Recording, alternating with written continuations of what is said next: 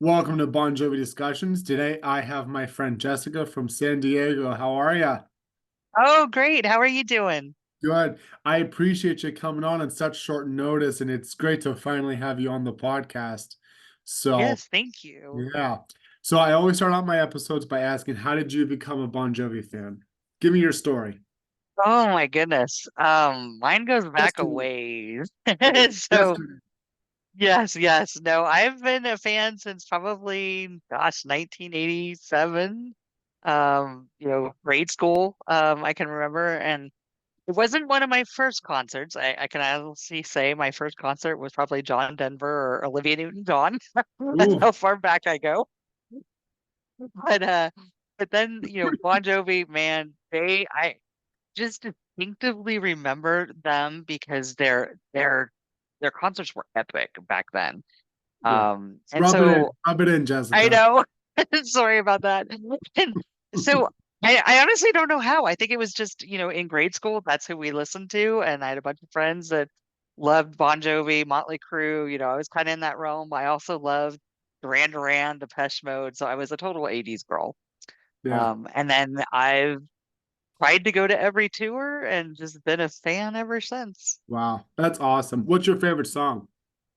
Oh my gosh. Well, I was just telling my friend last night that I love Tokyo Road and I Ooh. never get to hear that. So it's just one of my favorites. I never hear people say Tokyo Road, so I respect that. I love Tokyo Road. It's a really good one from 7800. I always when I was a little kid, listen, when I first heard that album, I was 8 years old when I became a fan. I heard Tokyo Road. That intro just always scared me. It sounded crazy. I don't know what she says. It always sounded like she said South Florida. I know that's not what she's saying. Yes. I know my Japanese friends listening to this are gonna crucify me for saying that, but it always has creeped me out though. And then all of a sudden it goes is silent from like this lullaby sound, and then boom, Yep, yep. your And face then rock. takes off. Yeah, so it was And make me jump. but I'd have to say my second one is Lay Your Hands. And I'm telling you, last night we'll get into it, but the documentary when Yeah, just those few notes start to yeah, play, I literally get goosebumps. yeah, And it's like I'm launched back to being, 14 yeah, years old. yeah. And Lay Your Hands on Me is such a great way of opening up New Jersey. It just It with the boom, is. boom, boom, boom. With the Yep. drums and keys and yeah. So well let's get into our fun subject because we have a lot to talk about. So Yes. last night was the LA premiere of Thank You, Good Night, the Bon Jovi story. And this is the second premiere of the documentary. So the first premiere was at SXSW in Texas a few weeks ago. Now there was one in LA last night, and Jessica was fortunate enough to go, so she is gonna share her story. So they've before I let Jessica get into it, they did the first episode, correct? Just the first episode. Correct. So Correct. I will shut up and I will let you talk. Oh, fun. Well, I'll tell you, I was just extremely grateful that I even had this opportunity. I don't even remember if it was the fan club or where or iHeart or where I got the notice to sign up and see if I would get admitted. And they didn't let us know. I got the email at 4 o'clock on Monday. And so I it don't was short a notice. massive scramble to try to find somebody to go with me. And, everybody wanted to go with me, but it just so happened, somebody had doctor's appointments, somebody had hair appointments. Oh yeah. So many people were very disappointed because they wanted to go with me. But my best girlfriend, who I go to a lot of concerts with, was able to rearrange her schedule. And so we set out on Tuesday. We left at 1 o'clock, and I hauled my butt up to Burbank because from San Diego, it can literally be a 4 to 5 hour drive depending on traffic. And we had to get there by 5:30 to check in, and they said, "Do not be late, or you will not get in." So Oh, luckily, the traffic gods were with us. We got there in time, lined up, and it was nice to see that it wasn't a massive event. In the invitation, it said it was 100 fans. So we predicted, everyone bringing a guest that's about 200 people. Um, and I thought, oh, but that's just fans. Like they're going to have tons of media, all that. But it wasn't. It was literally probably about 150 to 200 people. So it was very Wow. intimate. It was nice to arrive and immediately see Emily and Danny from Bon Jovi groups, and Yeah. and I met them on the cruise, so I was very excited to meet them. We got Side note, to I'm sorry. Oh, go Side ahead. note, it's hard to believe that I was just thinking earlier. The cruise is almost 5 years ago. I think it turns a year, 5 years tomorrow since the cruise, right? Seriously? Oh my God, I don't tell me know. that. Feels like yesterday. Best Jovi event ever. But It I'm sorry was. I interrupted you. I just had to throw that in there. I can't believe it's been 5 years since the Hey, cruise. okay, What now a you're making me feel like yeah. time warp. I think we met on the cruise, didn't we? We We talked. did. Yeah, I thought so. Yeah. Yeah. All Yep, right. that's where Anyway, I met a lot of my new Joey friends I met on the cruise. So it was I awesome. know. A lot of great Oh. people. Yeah. Anyway, I'll let you continue. Yeah, no, so we got to go in. Everything was on time. We got to go in. We were treated to right when you walked in, there was a just large display screen that was kind of showing the documentary and little bits of it. And then just kind of some Joby historical, pictures. And then they had a camera person taking our picture, like as we're entering. And then it was a very nice surprise. They had popcorn and drinks for us to grab. Nice. Yeah. So then basically went in. I think it used to be like what do you call it? A sound stage, like where it was part of the Burbank studios. So they converted it into this theater and they use it for only for iHeart exclusive events. And they use it for album release parties. A lot of bands have played there. And then these types of events. And so it maybe had like 10 rows that it could fit of people and then a large That's it. stage. How Yeah. long were the rows though? I The guess rows it were fit pretty 200. long. Okay, so I Yeah, guess the it rows were fit pretty two. long. Sure. Yeah. Okay. And I would say we were in the third row, and I would say from the third row to where the stage where John was sitting, it it looked to me about equivalent. Like I haven't been to an actual Runaway tour, but I've seen you guys post like from Q&A, and it kind of looked like that. Like if you had been sitting in the front row of the Q&A to where John was on the stage. Okay. It And was about that.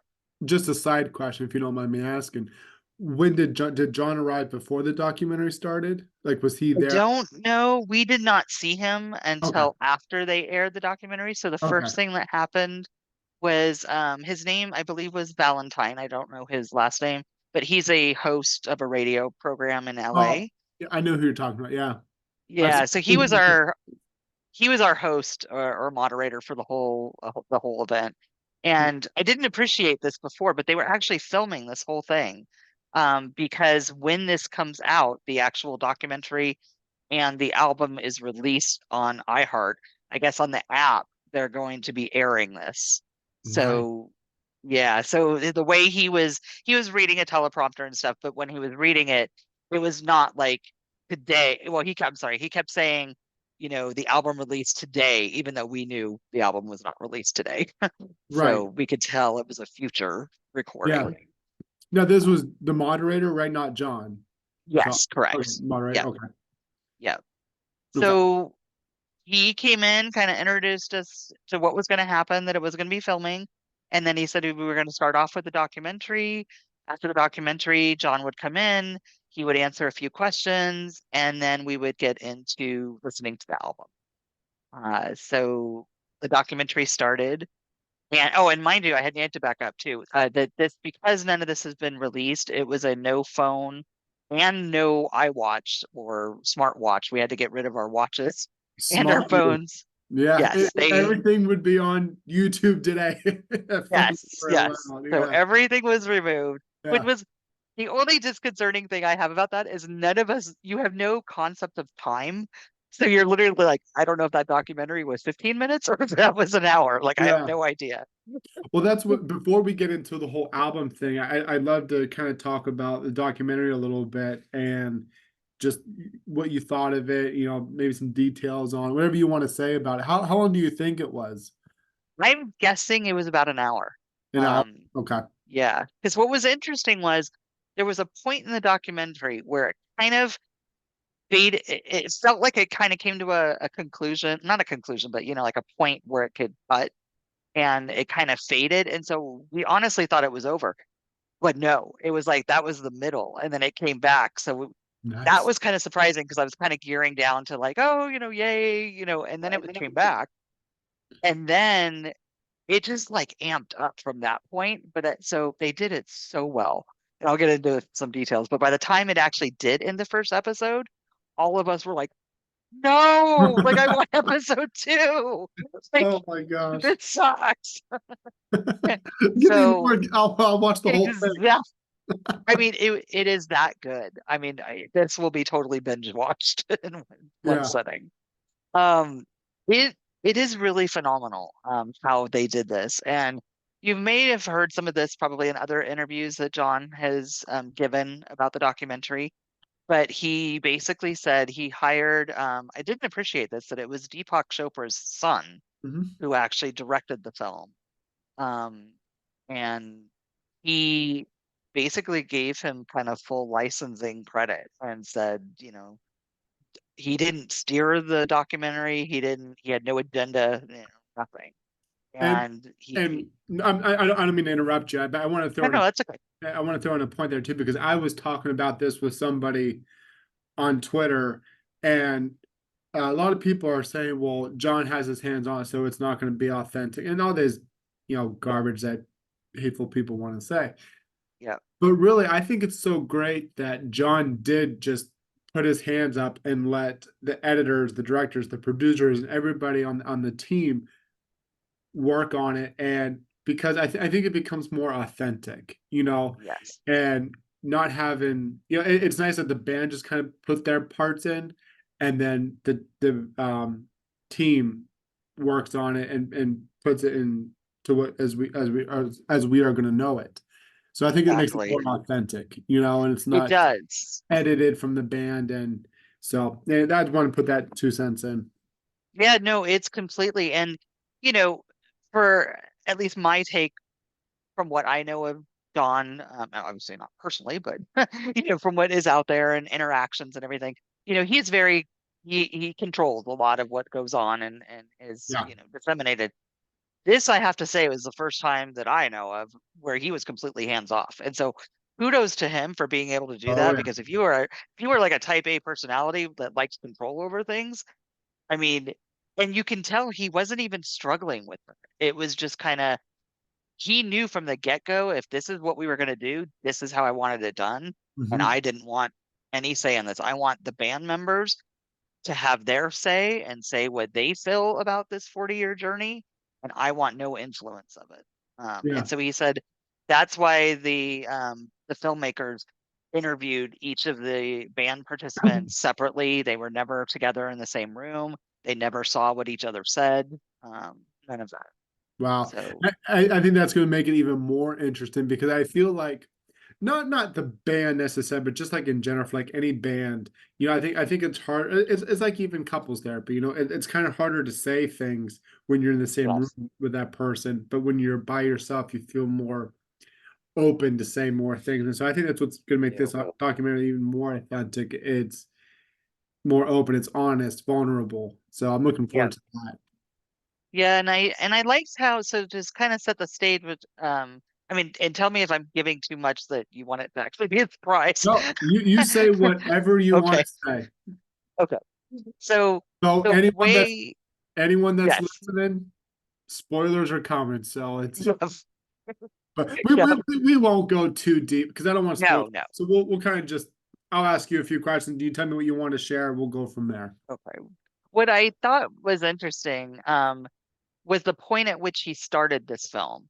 So I think in my head, knowing this was a 40-year anniversary, I was thinking like, okay, let's start at the beginning, kind of thing. That's not what it is. It's Really? actually, yeah, it actually started um, with getting ready for the tour in 2020 or 2022. So Okay. that's the point of view of where Yeah. it starts, That's and then how. it's a look back. Yeah, that's how long document like even just the Nickelback documentary that I watched. They started from the present, goes back, and then moves forward to Yes. um. So um So, most documentaries, they always start from, so I know you said that it starts from the 2022 perspective, but does it start from John's roots, from like him playing in different bands and growing up, or does it start right in 83 with the band? Does go back all through that. But it starts literally, this is where I don't want to spoil it because this really is, how do I say this? Just the way it was done and like the way it was opening, like from the get-go, it was like it hit me here. And like Sure. I was like in tears already from Yeah. like the get-go. And just, using cinematic effect of, violence and visuals. And so it's just, it's amazing.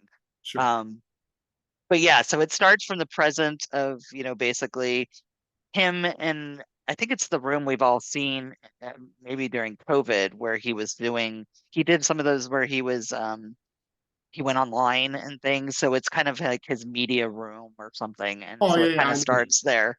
Yeah. Yeah. And it shows like the boxes and boxes of like videotapes and, of him kind of like, where do I start? Like this is 40 years worth sitting here. Yeah. So that's kind of the premise of it starting. And so talking about what's happening in 2022, why he's wanting to put this documentary together. And then that's when it kind of goes into some flashbacks to the beginning. And Okay. it gets into each band member's roots and kind of where, their first bands were. It starts kind of grade school and goes on up. So Sure. you definitely get insight into their childhoods and So from a diehard's perspective, like you and me, there's so much that we know about this band because we're absolute diehards. How much stuff, and you don't have to spoil it or say anything, obviously, but how much stuff in there did you already know versus didn't know? yeah. I would say there was a lot I did already know. Partly, I think, because I've seen what do you want to call it? Like outtakes of the documentary already, with South by Southwest. So we've seen kind of snippets of it. So I've heard that stuff. From I was talking with my girlfriend last night too, and and we can't remember. I don't know if it was the When We Are Beautiful. There was another documentary that came out around the time of When We Are Beautiful, and maybe that's what it was. But I remembered that documentary and I learned a lot of um Yeah, might kind of have been like an pre unofficial boot. I think Survivors came out. That was a bootleg. That wasn't official from the band. Not bootleg, but it okay. wasn't. Yeah, the only official Bon Jovi documentaries were Access All Areas in '90, When We Were Beautiful in 2009, and then this Thank You Good Night. But yeah, Okay. So it might have been yeah, a lot of those yeah, unofficial ones though, you still learn a lot of information, and they pull interviews from the band from different eras and yeah. stuff. So So but I'd say honestly the biggest eye-opening. So I would say the information that I learned, there was some new stuff. I mean, definitely some new stuff that I hadn't yeah. known about because they go into it a little bit deeper than the surface area that you may have read in an article or something. But honestly, a lot is it's John. It's you really see somebody born and struggling, and that's where I was just in So it's tears. very I mean, vulnerable. it is. He's extremely vulnerable in this documentary. So my Um, last question then, because I don't want to spoil too much for anyone yeah. listening, is this first episode full on covering the beginning in the 80s and kind of ends at the New Jersey aspect, or Now I'm trying to remember. it We were so immersed in was it. so long ago. I I told my girlfriend I get movie amnesia. I can walk out of a So movie theater and go, I have no idea what I just watched. I told her I was doing this, and she's like, "Oh, you're a bad person to have." But because I get so immersed in what I'm watching that I no, kind of just yeah, forget. But I think where I'm trying to think where did it end? Um, honestly, I don't think it kind of is that movie. I think we are still gonna jump back um okay. to So it's cover not like, things. so you don't think it's like an in order, covering the 80s, then we're gonna No, cover the 90s. So it's kind of like all over the place. it Okay. is because I think it's tied to what he's talking about today. Okay. Um, that then kind of takes you back to those periods. Okay. Um, Perfect. uh, Well, I don't want to spoil too much, so I appreciate you taking the time to talk about the documentary. So let's go to the next part. Yes. So obviously we're gonna get into talking about you guys got to hear what 6 songs of the Forever album, which is coming out June 7th. For anyone that I think didn't it know, was actually, I think it was actually seven. Seven with uh, Legendary. I mean, Legendary is already out there. so right after the documentary, John came out, correct? Yes. And obviously he did a Q&A, and I read some of it on I think ET, Entertainment Tonight Weekly. They posted Yeah. an article about what and did he mention that this documentary is going to be dedicated to Alec? I don't think he did. Yeah, because in the article it said that he did, and that's the first time that he has said that. And like I said, there was no video of him saying this. It was just all just an article that was written. But if that is the case, that's going to be awesome. I really respect that. But I just Yeah. haven't heard him say that anywhere else. And usually, Yeah, you and I both know he says the same things in every interview. he So, does. Yeah. No, um, I don't recall him saying that. I mean, he mentioned Alec quite a bit in, in talking about it. But I don't recall that. okay, And man, that could have been something Valentine and he talked about, pre or post or something. sure. Um, So how long was the Q&A? The Q&A was probably, it wasn't all that long. I would say, well, so we thought there was going to be a Q&A with the audience. And John seemed to actually want that because after the documentary ended, he turned to us and said, "Are there anybody got any questions about the documentary?" And nobody was really doing anything because we were kind of like, Yeah, "How is this going to happen? There's no microphone," kind of thing. So it was actually Danny. Danny was just like, "I'm going to ask a question." And so we threw the question out there about at least of the documentary of why is it called Thank You, Good Night? And so Don explained that. yeah, And that was it was kind of what I thought. But he just said it's an endearing term that he's had a lot of his performances, the band's performances, has used to say, thank you for coming, good night. yeah, yep, Um, and so that's kind of where that came from. But that was the only audience question because then Valentine immediately kind of moved it to his questions. okay. So Was was there anything that we haven't heard in interviews before in the last month? I'm trying to think. So the biggest the biggest thing, and you could tell John was just, I don't know if the word is bashful about it or just kind of like, oh God, what am I gonna do? It was he mentioned, and I may have heard of this half of this. He mentioned that there was a song on the new album that he wrote for Stephanie for her wedding. Kiss the Bride? And yes, Kiss the Bride. And so Valentine said, well, I have kids myself, and oh, that's so special. How does she feel about it? And John said he kind of like put his head down and just said, she hasn't heard it yet, and she doesn't even know it exists. He was like, "What?" He was like, "What do you mean she doesn't know it exists?" And he's like, "Well," he's like, "I kind of wrote it and I can't get through it like singing it, and it's just I cry every time I Yeah. have to think about it." And he goes, "And then time went on and I just kind of haven't told her about it." So did And they play, so let's just get right into so did they play that song? they did. And so before it started, Valentine says, "You do realize she's going to know about it now, right?" Because this is going out to the mass public. And he's like, "Yeah," he's like, "Indirectly, I guess she's gonna find out about it." Yeah. So so is it a slower type, like if you could compare it to another song, what do you think it sounds like? It's not, no, it's not super slow. Oh gosh. Trying to think. And it's upbeat. It's not like It's not like a story of love type beat. it it kind of is. It's a little slower than that. But Oh, it's really the it is really written, I mean, for her. I mean, but anybody, a father could sing that if they were walking their daughter down the aisle. But okay. from the first few words, I mean, we were all just in tears. Yeah, I mean, you could not cry. listening to the song. It was, envisioning and then envisioning Don giving away his daughter. I'm like, dude, you are not gonna make it through this wedding. He's gonna be a mess. Yeah, And he really did talk about Stephanie, and he just said, she's just my baby girl. And so you can just tell I mean, he's like, I love my sons, obviously, but yeah, it's just she's the girl. I mean, right.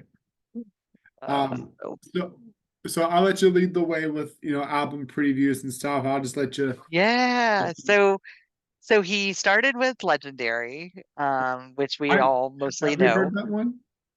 Yes. I I may think have heard. I may have heard it I've once heard or that twice. one quite a bit Yeah. now. Uh, Which I, I refuse to believe you cannot you I refuse to believe you can't sing along. Are you what am I trying to say here? I can't resist not singing along to it every time it comes on. Because every time yes. I'm driving, I have Bon Jovi radio on and it comes on, I can't change the channel. And as soon as that chorus comes on, I Yep, just you're singing. yeah, so I love it. Anyway, go on. No, no, and let me bring up because I have to remember. I don't want to misspeak. I have to bring up what I wrote because my memory is not great. So I can just remember the track list that we listened to. Let's see. Okay, here it is. Okay. Okay, so we started out with Legendary, which we've all heard. And I will be totally honest. When I heard Legendary, I liked it, but I did not love it. I Really? I kind of I did. And I'm an anthem girl. I'm a rocker. I want it a little bit edgy and hard. So Okay. Legendary was more on the side. I was like, okay, it's better than what I've heard previously, but it's still not quite there for me yet.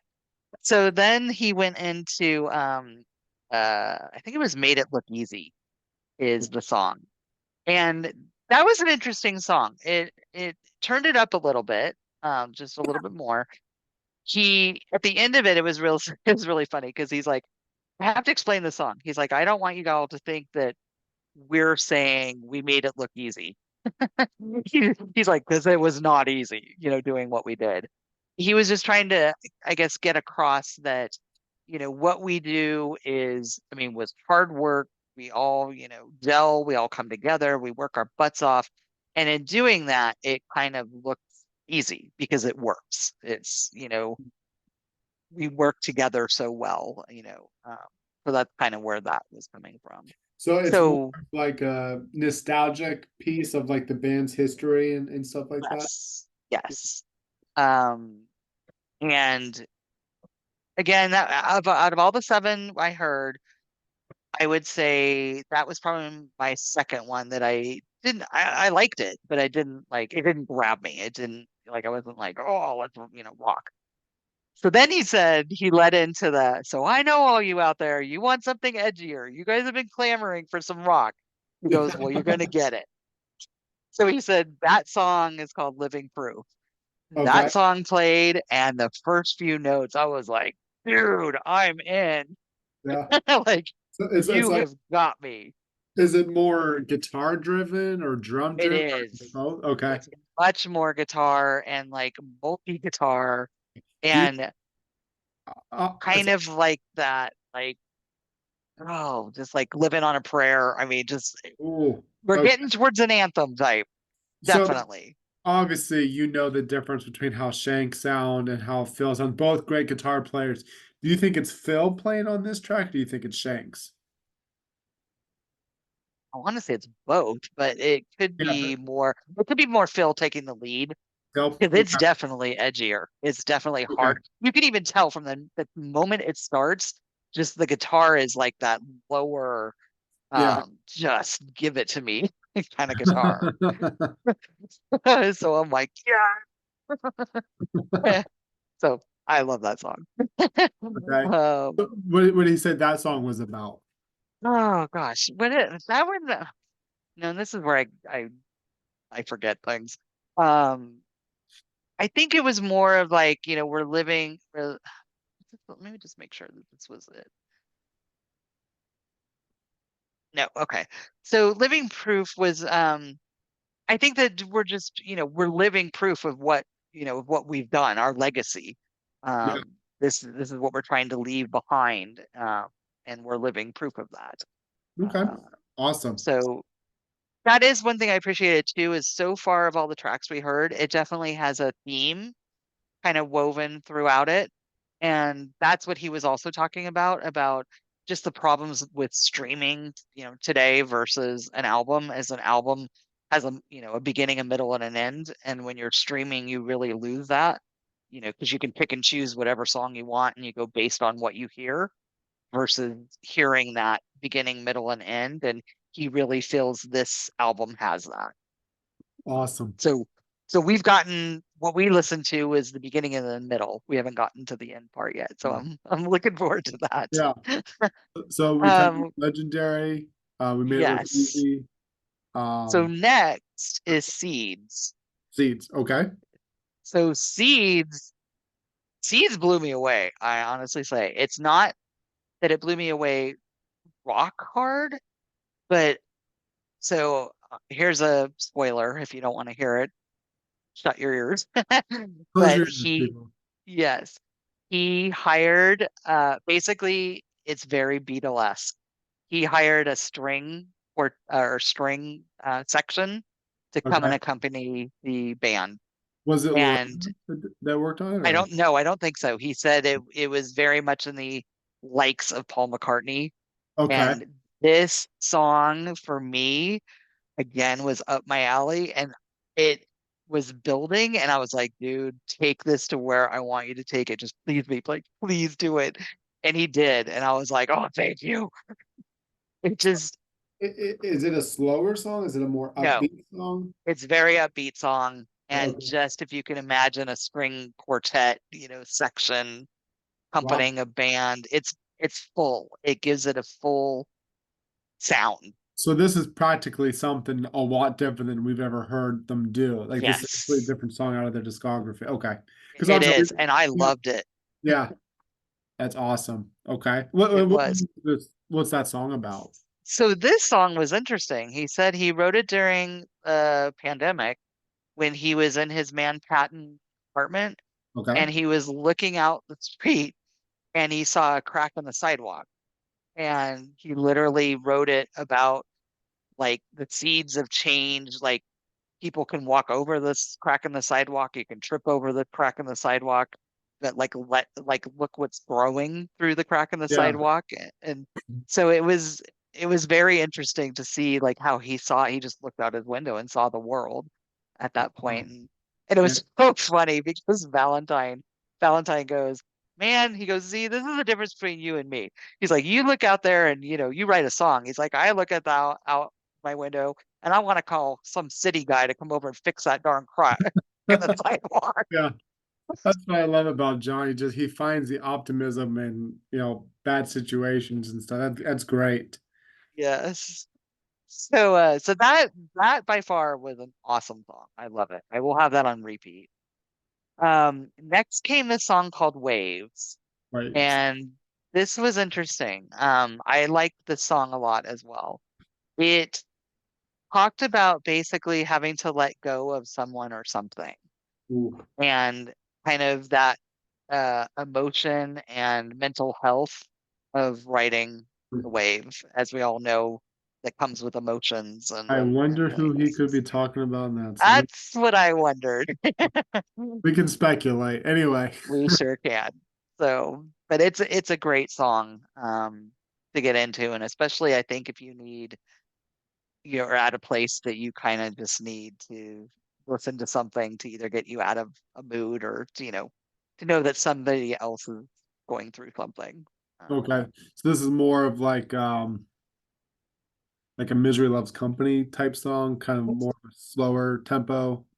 yes, Nice. yes. Yeah, those are my favorite songs. It's slower, but it's not like but it's not so slow that it still moves. It Yeah, moves like waves. yeah. Um, Pun intended. and what's and I will, sorry to sidetrack here, but one interesting thing is at the album listening party, which I've never done before, they had the words, like, like karaoke would be. They were displaying the words, and we were all kind of singing along with the Oh, words. nice. Okay. And I have to tell you, I want to do that with like every new album that I listen to, Yeah. because I think that makes you appreciate it so much more when you actually know out of the gate what you're singing and what they're singing. Well, to kind of go off what you're saying there, I remember when I just first discovered this band when I was 8 years old. This is 2000. And so there was really no internet. You could look up lyrics and stuff. So I remember every album that I got, other than Crush, you could open up that booklet and read the lyrics. So every time I got the album, I'd go home, put the album on, and then I would just sit there looking at the book, looking at the photography, the album cover, Yes. the liner notes, the thank yous. And then I would listen to every single song and just read along with the lyrics and kind of envision, you know, myself in that situation or whatever. And that's one of the beautiful things about music that I think is lost today, because as Yes. you said earlier, what John said and everything, people don't value an album anymore because people will hear this song on the radio. Okay, I'm gonna go buy that song on iTunes for $1.29. Hmm. But then they're missing out on 11 other great songs that are probably Exactly. better. And you and I both know this.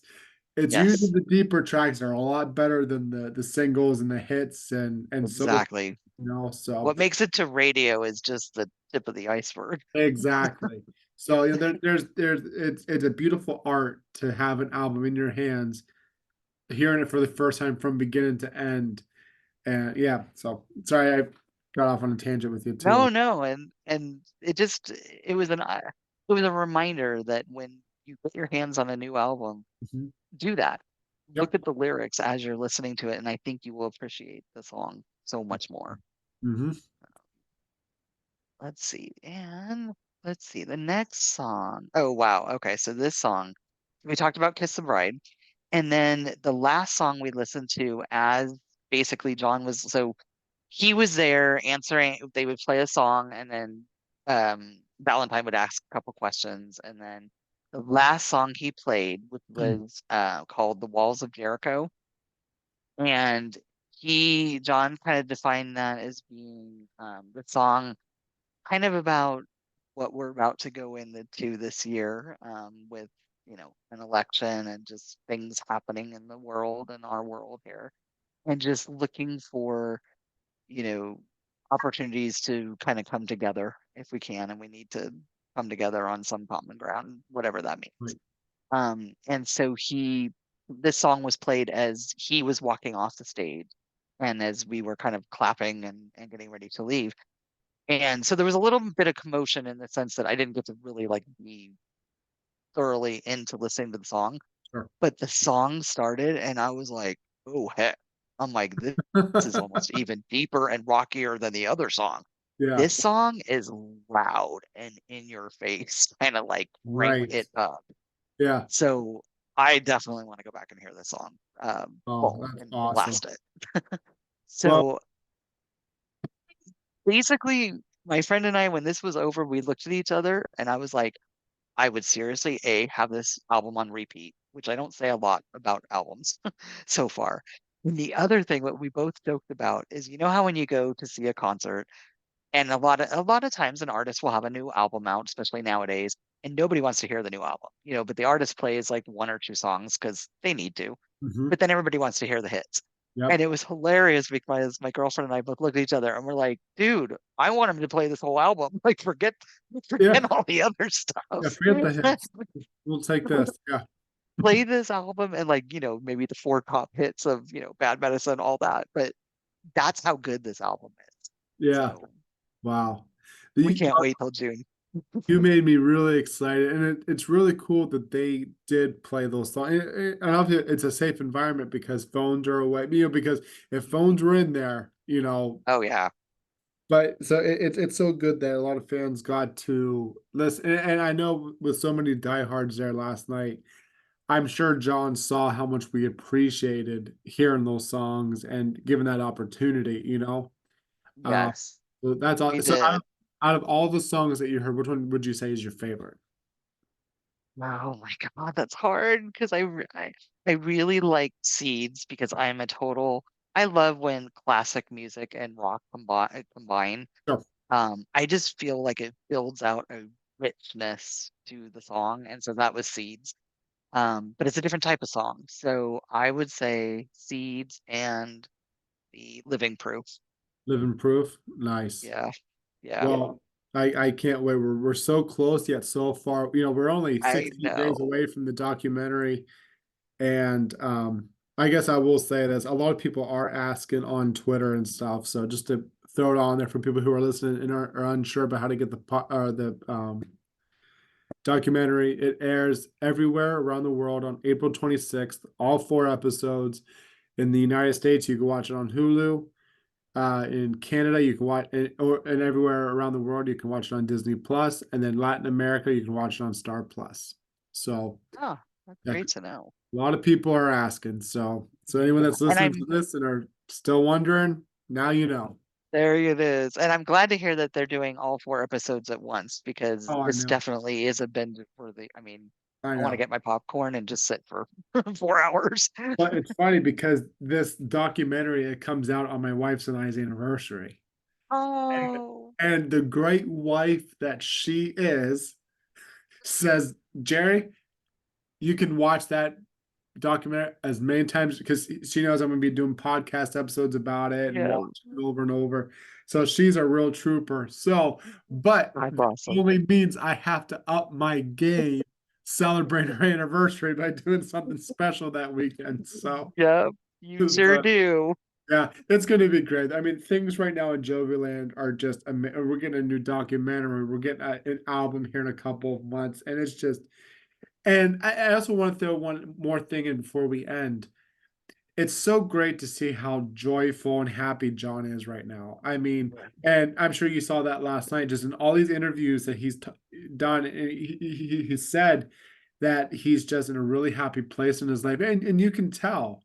I think he's really content and just prideful right now, and it's really nice to see him in that mindset right now. It You know, is, and he mentioned that many times throughout the night about the joy, and that's what's yeah, driving him right now. And I can say I kind of forgot. I can give you one tidbit that maybe you haven't heard elsewhere. He did talk about his vocal issues, and he's the one thing that stuck out in my mind that he said that Valentine had asked him. He said, "It's not that I can't sing right now." He said, "I'm good for going out and singing, like he's been doing lately." sure, Singing a song here or there with somebody or at an event. He said, but I'm not at the 2 hour mark. And he goes, and I want to be at the 2 hour plus mark yeah, if I'm going to go out and deliver. yeah. So that kind of gives you insight into when and if a tour may come. Sure. And you know what? I believe in them. I support them. And whatever we get, we get. And I'll just be Exactly. excited. If we get a tour, great. If we don't, okay. Yep. We're still getting I'm other great things. And right now we're just celebrating 40 years, and exactly. enjoy Exactly. it, enjoy everything while we have it. So anyway, thank you so much. Don't hang up. I'm gonna end the recording real quick, but thank you for on such short notice for coming on. And it was great for you to be able to come on and just share your experience, share what you've seen in the documentary, the album, and it was great. Thank you so much. Oh, absolutely. Thank you, Jerry. All right.